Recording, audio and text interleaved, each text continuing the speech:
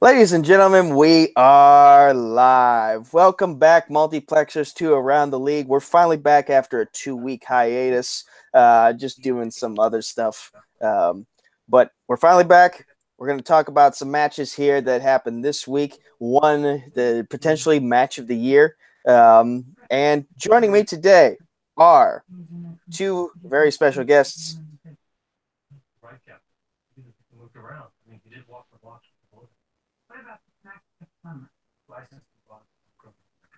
Richard. Oh, sorry, I got cut out for a second. I am doing good. Just relaxing on this wonderful Sunday. And because it's Monday where he is, Malcolm, how are you today? I'm doing pretty good. Just trying to get used to the fact that daylight saving in America means that the time difference between us has moved forward an hour again. So. Yeah, I forgot that like daylight savings time affects your relationship with us. So that should be very interesting moving forward. But we'll work around that. But so yeah, we got 4 matches this week to talk about. But before we get to those, since there was no Around the League last week, I'll just go through a quick recap. Brian Michaels defeated Irina Muha in movie Warzone. Subraj Sharma defeated Ryan Permison in Fandom TV Throwdown and will now face the loser of the Arrowverse Championship match in the next round of the tournament. We'll talk about that Arrowverse Championship match later on tonight. The Arkham Knights, Robert Parker and Tim Bercala, defeated the Knights of Hydra, Ryan Permison and Kane McMillan in Fandom Fight teams, and they'll either face the team of Smarticus or Blockbuster Video in the final round of their block in the Fandom Team Championship Tournament. And finally, Jen Kemp defeated Renee Villarreal Jr. in Phantom Fight Singles. She will move on to face Caleb Coho for a spot in the number 1 contenders triple threat match coming up soon. But that's what happened last week. Now we move on to this week. And we started off on movie Warzone Monday, and we had 4 debuts. One was kind of weird, but the other one was a battle of 2 titans who I would argue that this community could not survive without. I'm talking, of course, about the Full Metal Trivia Singles Champion of the World, Jeremy the Atom Adams, and the Full Metal Classic Season 1 Champion, Jessica Morgan, formerly the Vicious Trollop. I'm trying to get the Mother of Dragons nickname to stick, but apparently it has not done so far. Tim, start saying Mother of Dragons more. But this match was really picked up in the 3rd round.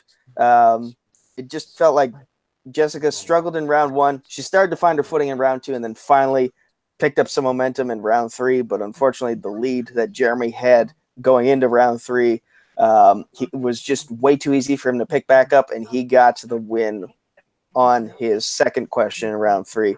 I've kind of just skipped over a whole bunch of stuff there. But gentlemen, your thoughts on that match in particular? I can go into a little more depth if you want, but Richard, let's start with you. Yeah, I mean, Jessica had a really rough round 1, which, for me, if I was in that league, I would have a rough round 1, 2, and 3. But, she came back definitely in round 2. She had to go multiple choice a few times. But, I mean, it was a good match. It's just, Jeremy was, he had a solid round 1, a very solid round 2. And, by the time it got to round 3, I mean, kudos to Jessica getting like all 3 of her round 3 questions right. I mean, just to even make it a game, that was just, awesome. It was just, like you said, Jeremy just had like just a commanding lead, and he didn't really need to do too much to secure it after round 3.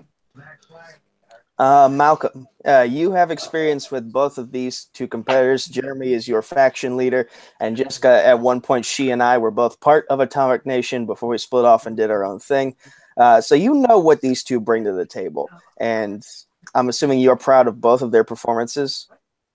Oh, definitely. I mean, Jess shows why she was the Season 1 champion of Full Metal Classic, and Jeremy just shows why he's the singles champion of Full Metal, and will probably, depending on what happens, it'll be interesting to see if he ever loses it because he's so good. So it was a good match either way. It was. And to give a few more stats, round one, as I mentioned, it was not very kind to Jessica because Jeremy finished that round with a 6-2 lead. Round two, Jessica spun comic book movies, and she was like, there's a little more on this wheel that I'd rather not risk, so I'm going to take it. And she did rather well. She picked up 4 points and went 3 for 4. But Jeremy, he stole a question, and that led to him maintaining his lead with a score of 8-6. Jeremy then spun opponent's choice, so that was a big chance for Jessica to rack things up, and she gave Jeremy stoner comedies, which is a category that really hasn't been tested much before in actual competition. Like, I don't even think the Schmodown has tried like stoner comedies before. But somehow Jeremy was able to make the most of this situation, and he also went 3 for 4, picking up 5 points. Jessica did pick up a steal, though. So going into round 3, the score was 13-7. And as you mentioned, Richard, Jessica in round 3, she got her 2, she got her 3, she got her 5, and she was able to take the lead and make Jeremy have to answer his 2-pointer and his 3-pointer.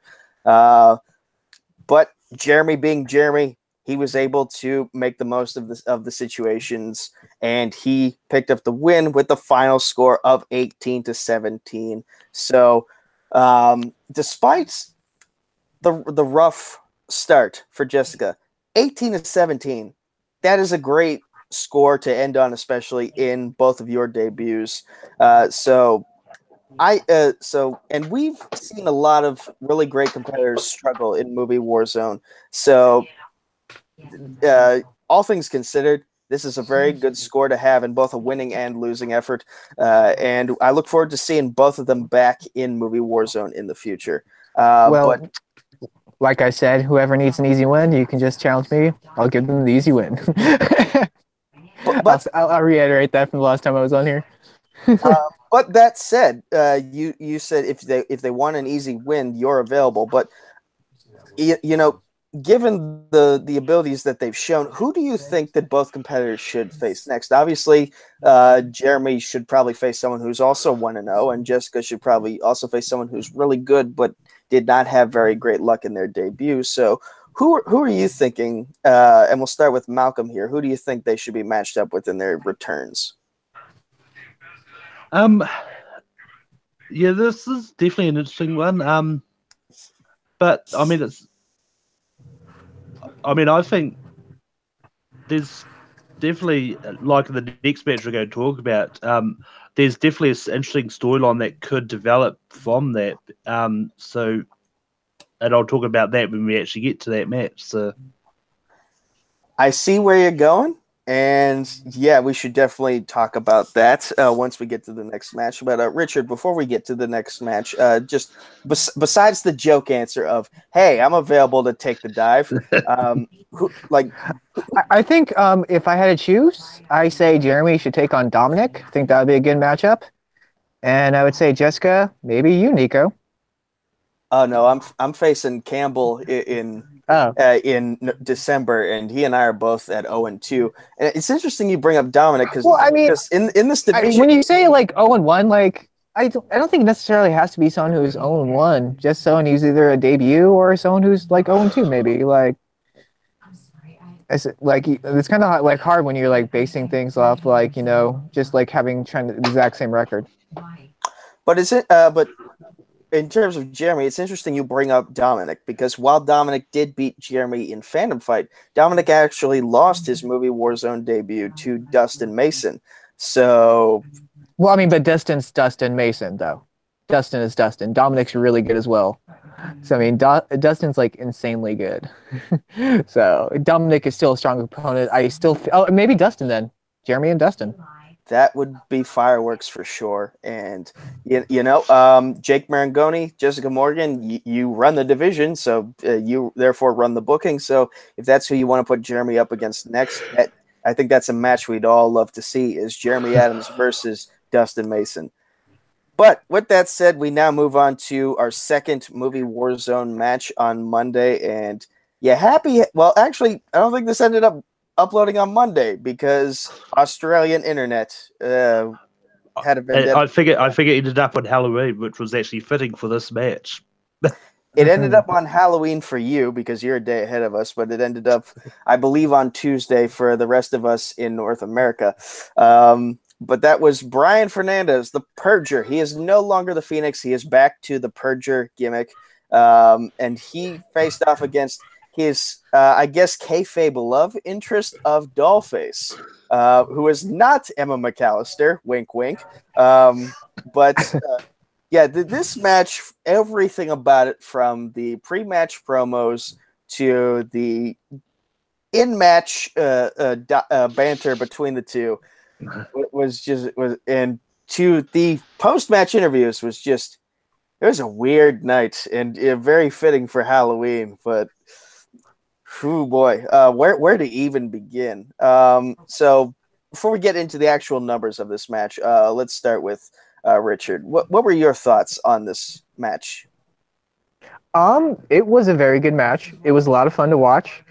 The Purger, or Brian, he got a little cocky when he picked horror for when he got Spinner's Choice, and he didn't do as well as I think he thought he would. I mean, both of them kind of struggled in round one a little bit. It was a close match, through and through, and it was such a fun match to watch. It was enjoyable. It was a close match. It was a close match. In terms of round two performances, this is probably one of the worst round twos that movie Warzone has had, but there was also a lot of entertaining banter going back and forth. And, Brian, you might have just gotten us a new rule that's named after you for the amount of repeats one person can ask for multiple choice options. Malcolm. And how about, I will say real quick that it was really hard to hear Brian with the mask on half the time, so I was and whistling very closely. Yes, and that's why he was holding his microphone, which looks like the Death Star. He was holding it very close to his face, so we could all hear him. Malcolm, you have affiliations with both of these two, being that you are a member of Atomic Nation. So you know from just being in the same chat room as these two how weird things can get. What were your thoughts on this match? This was an entertaining match. All in all, and I knew when you put Brian and Dollface up against each other, you're always going to get the entertainment value out of them. Because if you had seen Dollface's match in Full Metal in the Triple Threat, her gimmick is just so entertaining and creepy, and it's just so fun to watch. Indeed. Like I said, the banter between these two it's very uncomfortable, but so entertaining at the same time. And I'm a fan of that kind of uncomfortable shock humor. But there's a part of me that also wonders, will these two ever actually murder someone, and will it be on camera for us all to witness? But in terms of the actual numbers, round one ended in a tie of 4-4. And then Brian got the spin.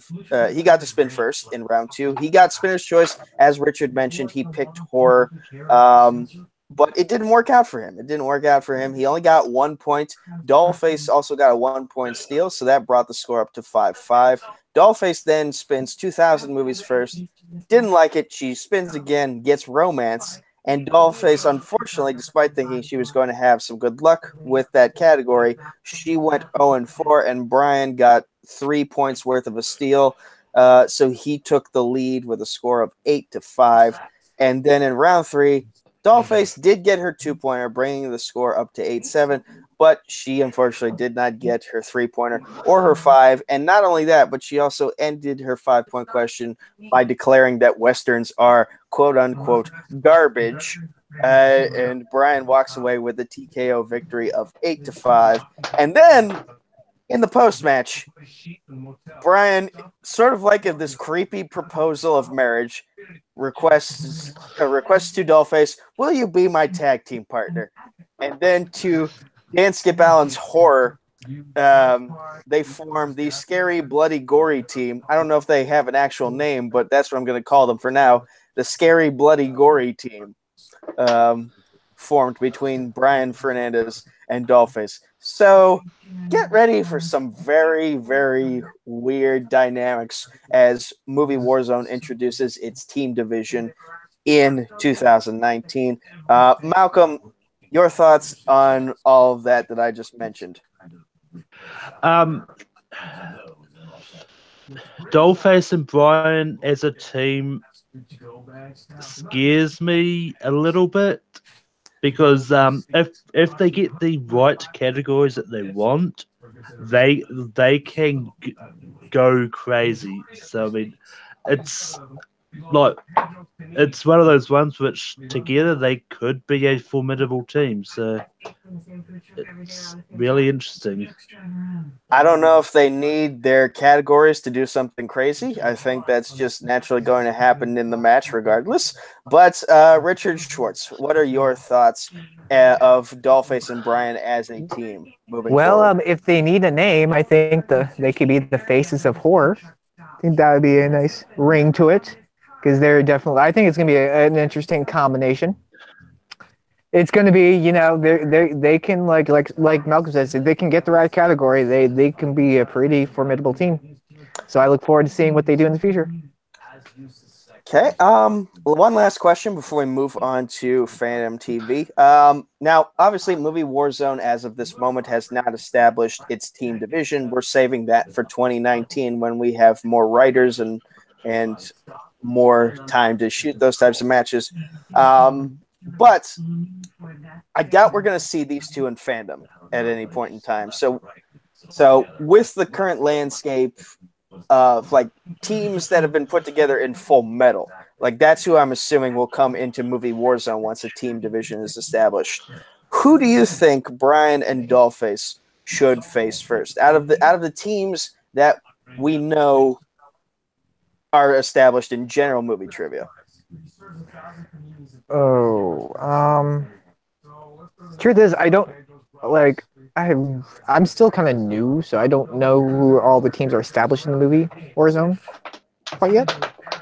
Okay, then I'll pose the question to Malcolm. Like you've been around the block for a long time, as have I. You know that you having so many connections with the Full Metal admin team, you know a lot of the teams that are established in that division, and I'm assuming that a lot of those teams will be making their way into Movie Warzone's team division in 2019. So, for Dollface and Brian's debut as a team, who do you think they would be good to face first? I mean, it's going to be safe to assume that I think that all the teams in Fandom will probably move over do Warzone as well as the same team combinations. I doubt that with Paulo Yama and Lucas Schilbach. I feel like Paulo Yama will go back to Michael Campbell for Movie Warzone. Yeah, I mean, I'm just saying in general, it's safe to assume that most of them will probably. It's really hard to kind of know who's going to stay in that same combination and that, because I mean, like in general movie trivia, Lucas is really good. So I mean, they may stay together as who knows, but and I mean, but as for who they should go up against, I think I probably would love to see them go up against Smarticus. Especially for storyline reasons of Dollface and Jessica's dynamic in the match. Oh, actually, I did want to throw in a team name. Is Blockbuster Video in the movie? Yes. They will be. They will be. Again, the team division for Movie Warzone hasn't been established yet. I kind of want to see. I kind of want to see Blockbuster Video take on, that team just to be like horror and then like the movies. It'd be funny. Nazario is a big horror fan, so I feel like that would be an interesting dynamic. But I'm going to throw out a matchup that I don't think anyone was thinking of.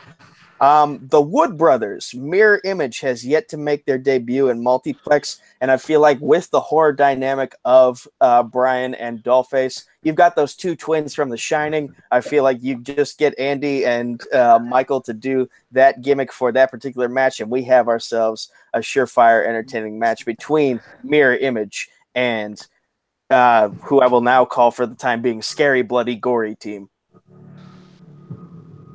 But if there are no more thoughts on that, we will now move on to Tuesday, which was our Fandom TV Throwdown match in which Jay, the Arsonist Burnz, Richard Schwartz's tag team partner, took on Kees Cornelisse, the Grand Admiral, who dropped the Grand Admiral gimmick for this match in particular because he was like, this is TV. This is not my specialty. So I'm just going to see what happens and go along from there. And, you know, rightfully, I guess you could say Kees was right to be a little more humble for this match because after round one, Jay had the lead of 7-5. I think it's very safe to say that Jay Burnz, he knows his TV, especially in terms of fandom categories. But round two was just way more kind to Kees than it was to Jay because in both of their turns, it landed on strengths of Kees. Kees got Game of Thrones and some very easy Game of Thrones questions for him. He went perfect and got 10 points. Whereas Jay, he started with Animated Heroes and then spun again and he got South Park, which is, again, a strength of Kees. And those South Park questions were quite more challenging than the Game of Thrones questions were. And it just did not work out for him. He only got 3 points.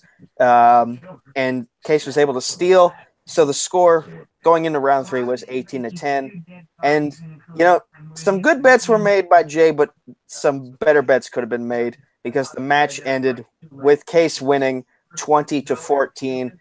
So Kees is now moving on to face the winner of the Arrowverse Championship match, which we will discuss in a few minutes later. Jay, unfortunately, he wanted to face me in the semifinals so bad, and that is now not happening. But Richard, we'll start with you. How do you feel about this match? Obviously, your partner was in it, so you might feel a little heartbroken about him not making it to the next round. Well, yeah, I'm a little bit disappointed, but here's the thing about the NWA is when we lose barely. Like, I barely lost to Grant in my match. Jay, like I said, he had a solid round one. Fortunately, he did not get what he was looking for in his round two. I mean, if I was Jay, I probably would have stuck with Animated Heroes because I think just the fact that like Jay was probably worried about just like it could have been like anything with Animated Heroes, like it could have been like some super old cartoon he's never seen before. But you know, Jay's gonna come back strong, just like I'm gonna come back strong, and he did try South Park. Like you said, like some of the South Park questions were a lot harder than some of those Game of Thrones questions. Well, go ahead. Sorry. No, I was gonna say, and I mean, it was a closer match than it entailed. But Jay's gonna come back strong. Congratulations to Kees. But this isn't the end for Jay. So. And you know, we are all correct when we say that the South Park questions were definitely harder, because you know we did have a Game of Thrones Iron Man a while back. I think before Multiplex was established, but when Multiplex was established, we did also have a 40-question exhibition Iron Man for South Park, and a lot of South Park questions have been hit on in some of the earlier TV Throwdown matches before Multiplex existed. So we've gotten through a lot of South Park questions. So we're kind of getting to that deep cut territory that Star Wars is now in the Schmodown, where we're just like, yeah. So yeah, like even for Kees, I wouldn't be surprised if these South Park questions got a little too difficult for him moving forward. But Malcolm, your thoughts on this match? You were actually present at the desk for commentary during this match, so you got a front row seat to watch this performance. How did you feel both of these competitors did? I mean, Kees sells himself short all the time. It's like, oh, I don't know. TV is like, I only know Star Wars. Like he kind of plays the whole, I don't think I'm going to win. I'll just go and answer the questions and see what happens. I think he knows more than what he's letting on. I mean, well, yeah, because I mean, as he shows, like he does know Game of Thrones. I mean, when it comes to difficult questions, I think it's all subjective as well. It's like when you've got South Park, it's got like about 20 odd seasons to go through. So I mean, it's just one of those ones like to pick questions out there. And Game of Thrones is a really smaller series that only has like at this point I believe it's 70 odd episodes to draw from. So of course you're going to get a lot of easy questions for Game of Thrones as opposed to South Park with the how many seasons they've got. That is also true. South Park is currently in, I think it's 22nd season. So like if they somehow make it to a 23rd, despite Trey Parker and Matt Stone's wishes, they literally had the cancel South Park hashtag going in the promotion for this current season. So there's that. But I want to pose an interesting question to you both. What do you think is the category that is going to sink a lot of competitors in this tournament as it goes on? And I'll start with Malcolm. I think anime is probably going to get a lot of people because aside from a couple of players I can think of that's in the tournament, not a lot of them really know anime. I mean, Jay's probably one who could probably do anime. And you've got Paul Young, but I can't name anyone else that's sort of really good at anime and can sort of go through them easily. And when you mean anime, you mean Yu-Gi-Oh! So far.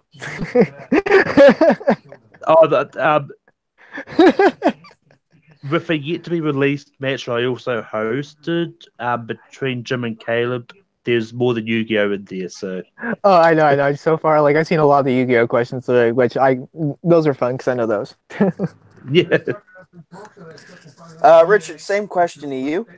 With the exception of Eli and Zaddeus, I'm going to say Arrowverse because like not a lot of people watch that show, and I'm also going to probably think Avatar and Doctor Who, depending on I don't know, like not sure. It depends on like their strengths. Like for me, if I was still in the tournament, Doctor Who would be my problem, and Avatar would be my problem.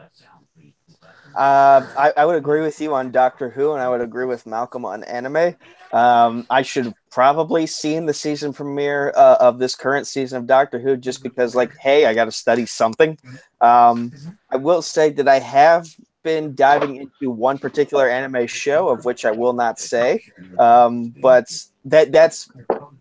But aside from that and some old Beyblade episodes, like that's basically where my knowledge. It's Beyblade.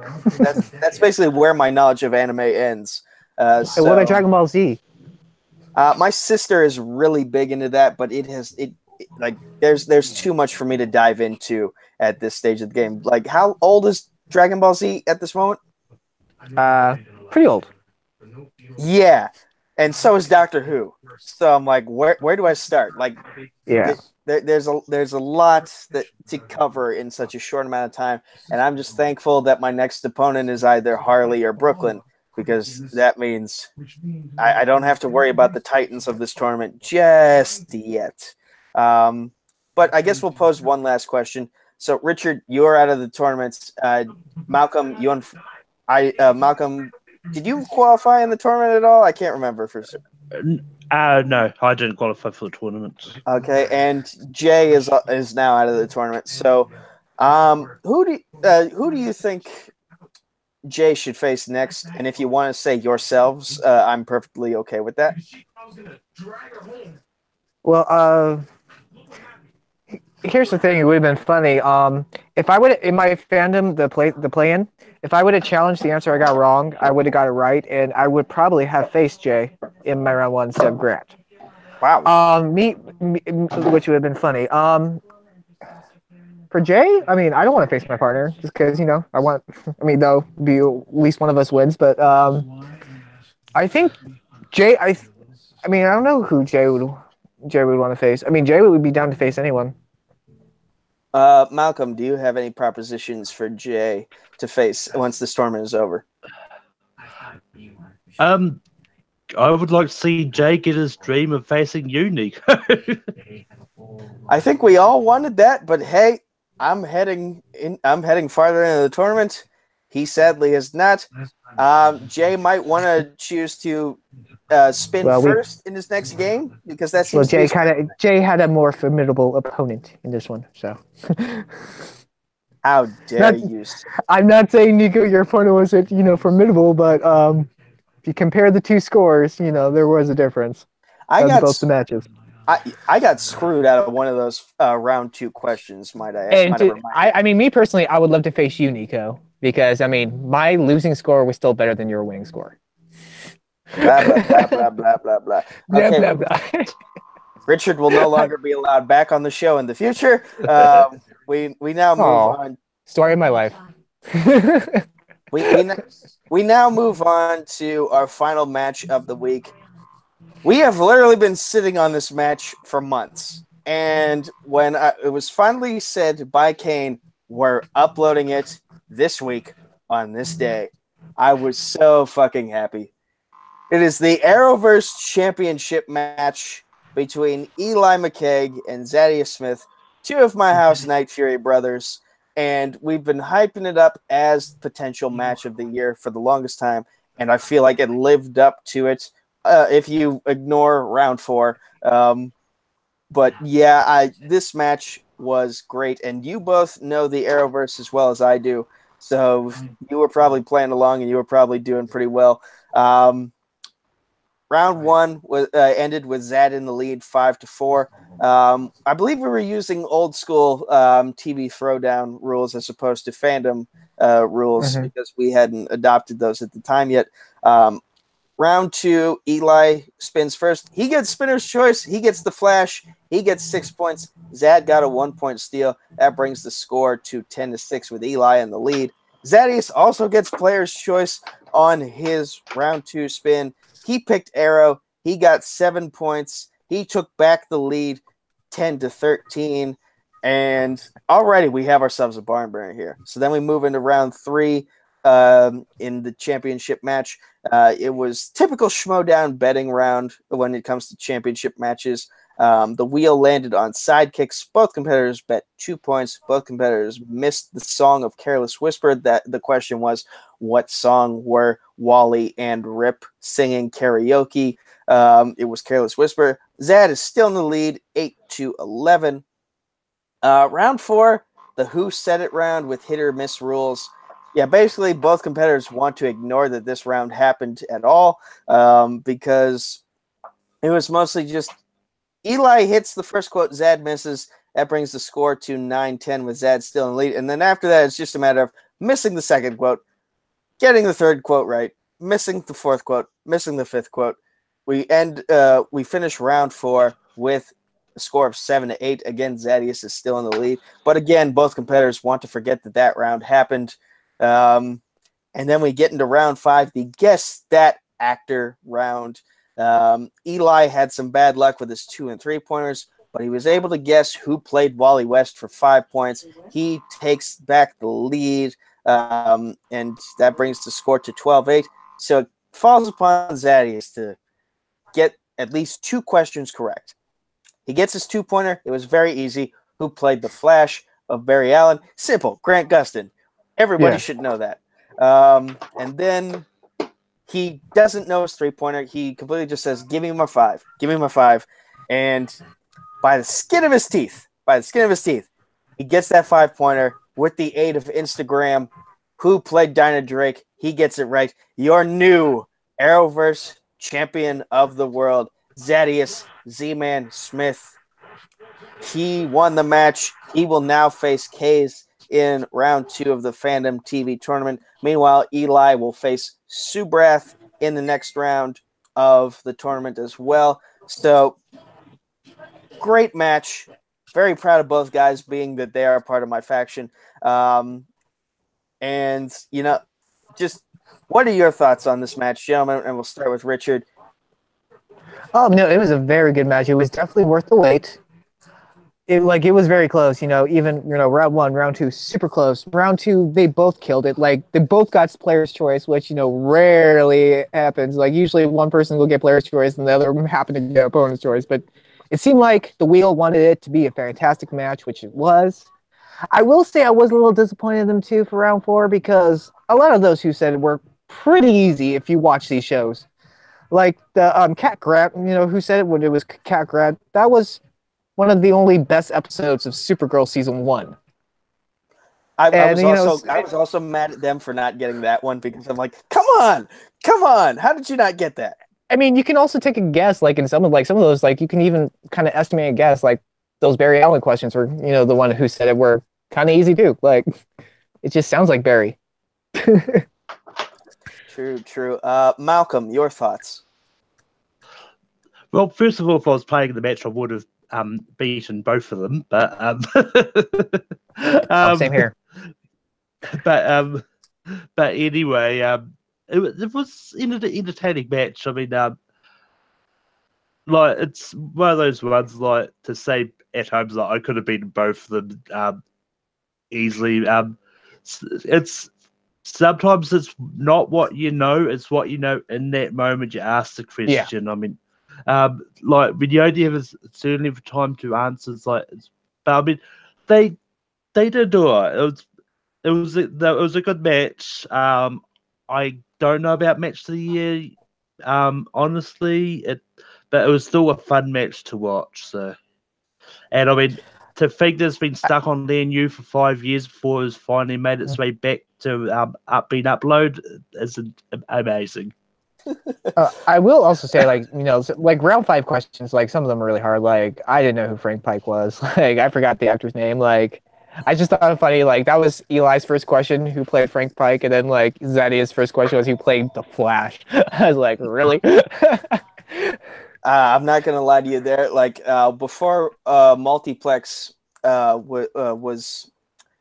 Before Multiplex existed and these TV throwdown matches with the Arrowverse were a part of other brands or just independent completely, the actor round is what kept me from qualifying for this championship match in both matches.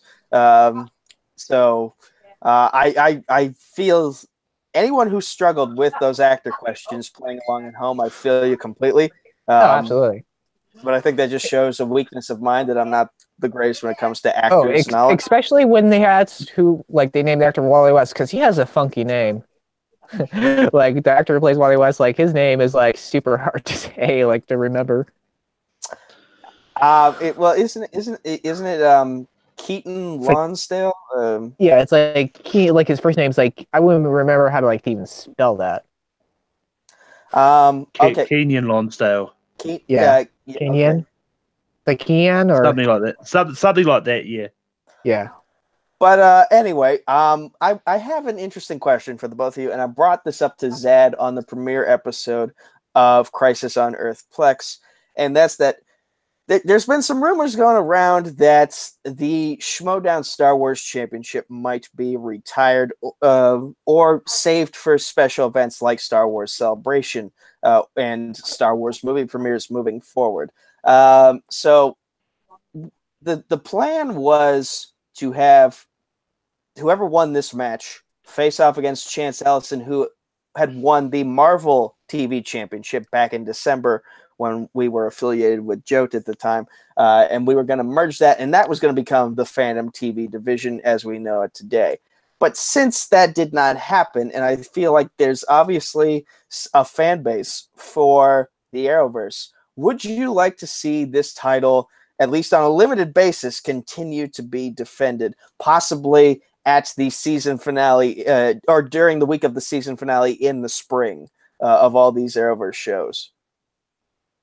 And I'll start with Malcolm. Just like the Star Wars title in the division, to have a specialized title directly about the a certain brand, I've never liked that at all. I mean, as much as I like the Arrowverse, I think it should. It's going to in all seriousness, it's going to make the Fandom TV have to drop Arrowverse because the questions are going to get so deep cut if you have it like that. But I mean, but yeah. Richard. I kind of agree with Malcolm. Like, I was never a fan of like when they had a Star Wars belt and then they had the inner geekdom because like there's only some questions you can do and it's already in the inner geekdom like or it's already in Phantom. I would think it'd be fun like once in a while like it would be like give all the people who love the Arrowverse shows have like a specialized Arrowverse match or like whoever challenges, like if Zaddeus wants to challenge like for the belt, he can pick another Fandom TV category that we can do. Like it can be like a certain specialized event for a certain category in Fandom TV. Maybe not just necessarily just Arrowverse. So like maybe he defends the Arrowverse belt, and next time he defends it, it could be like the Power Rangers. Like it'll be questions of Power Rangers or like DC. I kind of like that's just.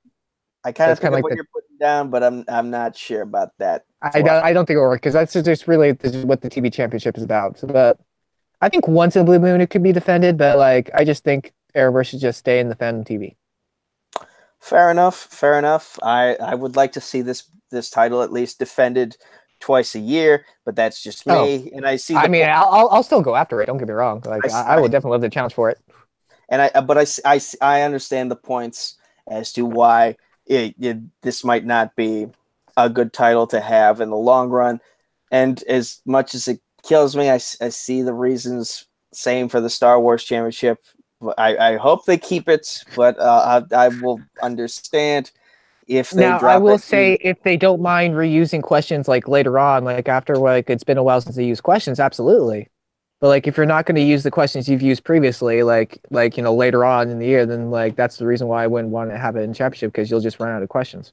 Yeah, and the other thing is like we don't with the Star Wars belt specifically, we don't know if there's going to be any more movies after Episode 9 as of yet, because a lot of them seem to be put on hold now. So. But that said, we also don't know if there are going to be some significant changes to the Schmodown in Season 6. Like, they don't have the word movie listed in their website title. So, for all we know, the Schmodown could be expanding like Christian wants. And so we'll see if TV questions also get thrown into the mix. But that's Schmodown discussion. We're here at Multiplex. So, but getting back to the actual tournament. So now we know for sure Zad is facing Case in the next round, and Eli is facing Subrath in the next round. Now, the advantage that Zad and Eli have in those matches is that nobody really knows what their strengths are outside of the Arrowverse. Meanwhile, we've had some time to study what Subrath and what Case are good at. So, given the limited knowledge that we have, I'd like you gentlemen to make some predictions on both of those matches. Who do you think wins those? And we'll start with Richard. Eli, I believe, is going to beat Subrath. I think Subrath is a decent player, but he's missed a lot of, few questions where I thought were pretty easy that he got wrong. And I think Eli is just a little bit of the stronger opponent for this. And who is Zaddeus facing? Zaddeus is facing Kees Cornelisse. Oh. That one can go either way. I mean, Kees always undersells himself, but he did pretty well in this match. Like, he got 20 points. I mean, that's pretty damn well. I mean, that's like really good. And Zaddeus, he's good as well with the Arrowverse. Like you said, we don't know what his other strengths are other than that, so it can be a really close match. I'm gonna say Kees. I'm gonna say Kees is gonna beat Zaddeus. Malcolm. Well, I mean, Eli's going to get an easy win against Subrath. Subrath will probably have to leave in the middle of the match for something and do the forfeit. But yeah, Zaddeus in Case is really 50-50. I'll probably say Zaddeus by probably about a point. Well, bias aside, I'll go with my faction mates of Eli and Zaddeus. Eli is definitely the more clear-cut pick because let's face it, Eli has been in contention for Player of the Year status since he first debuted in Multiplex. He was in that first match for the Arrowverse Championship qualifier, and he decimated. And from then on, he developed a reputation as you put me in a match with more than one opponent, and I will decimate everyone. That now, unfortunately, the Iron Man match didn't fall under that category there, but he has still been on a roll, whether it be teams, whether it be singles, whether it be fandom, whether it be movies. And I feel like in TV, he has the knowledge to carry himself towards the title there as well. Zaddeus, again, even my knowledge of him, and he's my partner, he's my buddy, he's my faction mate, he's my brother. But even in terms of like what he knows in Fandom TV is a little bit more of a mystery to me. And maybe that's a good thing because that means I'm not going to spill shit on the air that Case can study up on. But yeah, we know where Case is strong and where he is weak. We don't know that for certain with Zaddeus. And I feel like having that little mental edge is beneficial to Zaddeus in the long run. I feel like both matches is going to come down to round 2 and what they get on the wheel. Because that will make or break you. And it can make a lot of people. It helped me out to even get like my round 2. Like I did super well. Grant's not so well. Like so round 2 will make or break us on. So it's gonna come down to who gets what in round 2 of the wheel. Good point. Good point. So before we head on out, I do know one match that is being uploaded this coming week. And believe it or not, it features one of the panelists right here. It is Malcolm Goldie Lay making his return appearance to movie Warzone against the newly crowned Arrowverse Champion of the World, Zaddeus Z-Man Smith. So, Malcolm, with doing your best to not spoil anything. Malcolm, who do you think is going to win the match? You already did. But, basically, just hype up this match and give the fans watching at home, although there's only 2 people watching, and it's probably 2 of us, because we also might have the stream up on YouTube. But tell the folks at home why they should be excited for this match. It's a good match. So it involves the Arrowverse Champion in there, and it's definitely going to be fun to watch. All right, soft spoken. But yeah, I was also in the hosting chair for that match, and it was a good one. It was a good one. My Wi-Fi crapped out a lot when I was hosting, so there's that. But the parts that I did get to hear and see perfectly, I enjoyed very much. So let's go into plugs and let's get on out of here. It was a very short episode of Around the League compared to what we're used to doing, but hey, that's a good thing. It's more digestible that way. Malcolm Goldie Lay, I'm assuming you have an episode of Rankum coming up tonight, but give us all your plugs and let the people at home know where they can find you. You can find me on Tapey Productions in approximately 10 or so minutes where there'll be a new episode of Rankum up. We're doing Halloween television specials. You can also find me competing in trivia on Multiplex and Full Metal. I face Zaddeus. It'll be up tomorrow-ish, sometime in the week, somewhere. And then you can also find me on Twitter, Letterboxd and Stardust at Melkor. Richard Schwartz, where can the good people find you? Oh, they can find me on Facebook under Richard Schwartz. They can find me on YouTube under External Void, where I do mobile gaming. You can find me on Twitter under External Void or Richard Schwartz. I got 2, but I rarely go on Twitter anymore. And you can find me here on Multiplex, where I believe this season I'll be making my TV debut sometime in the future this season. Next season, I'll make my debut in Fandom Singles. And I'm hoping to come back in Fandom TV next season.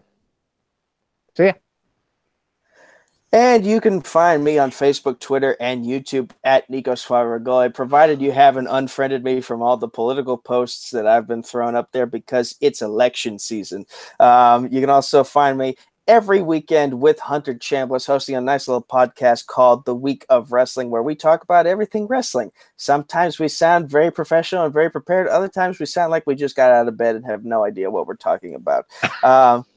And in terms of Multiplex Entertainment, that's the name of the Facebook group and the YouTube channel. The Twitter is at Multiplex YT. The Instagram is Multiplex Entertainment Network. There is nothing currently on our Instagram page. We got to fix that. And our TeePublic, where we have a bunch of new shirts, 2 of which are for Zaddeus Z-Man Smith. The TeePublic address is just Multiplex, so check those shirts out. Go buy them and help support us. And in terms of the schedule, Monday is Movie Warzone, where you will see Malcolm Goldie Lay take on Zaddeus Smith tomorrow. TV Throwdown is on Tuesdays. We're talking the singles division and the fandom division. Currently, we're doing the fandom division, but we will also have some singles matches coming back soon, possibly with a new format. Wednesday is Sports Battlefield, and sometimes our fantasy football show. I got to check my fantasy status to see if I did well tonight. Thursday, we used to have nothing, but now we have something. It's Crisis on Earthplex. That is our Arrowverse discussion show, which we do every week that the Arrowverse is airing episodes. That is hosted by yours truly and, of course, the newly crowned Arrowverse champion, Zaddeus Z-Man Smith. If you want to be a guest panelist on the show, just let us know and we'll get you involved in the discussion. Friday is Fandom Fight. That is our we have singles and teams. That's basically our Inner Geekdom style division, and we're getting very close to figuring out who's going to be the team champions, as well as who's going to challenge Robert the Hobbit Parker for his singles title. Saturday is Nerdgasm. That is our debate show. Fuck debates. I hate them. They hate me too. And finally, we wrap it all up in a nice little bow every Sunday, except for the past 2 weeks because other things, are right here at Around the League with Nico. And I almost forgot, November 14th, that is the premiere on Film Nerd TV of Combat Zone Wrestling Trivia, hosted by Hunter Chambliss. The first match will be yours truly taking on my former Fandom Fight opponent, Sandy the Sandman Robinson. It should be a good one. I'm coming for you, Sandy. It is the first match in an 8-person tournament to crown the inaugural champion. So stay tuned for that. Stay tuned on Film Nerd TV. But that was the long laundry list of plugs for me. So to close us out, that's Malcolm the Crusher Goldie Lay. That's Richard Schwartz. If he has a nickname, I don't know it. Sorry, buddy. In the other league, it's the Glorified Jobber, but I don't know if I'm using that for this league. So I'm still thinking about it. You're definitely not. Because I'm technically a heel in this league with the NWA, so I don't think it would be a good heel nickname. And given your performances, I really doubt you should call yourself a jobber here. But so that was Malcolm. That's Richard. I'm me, the Cosmic Night Fury, Nico Suave Regoli. This has been Around the League. Thank you all for joining us. Good to be back, and we'll see you again soon.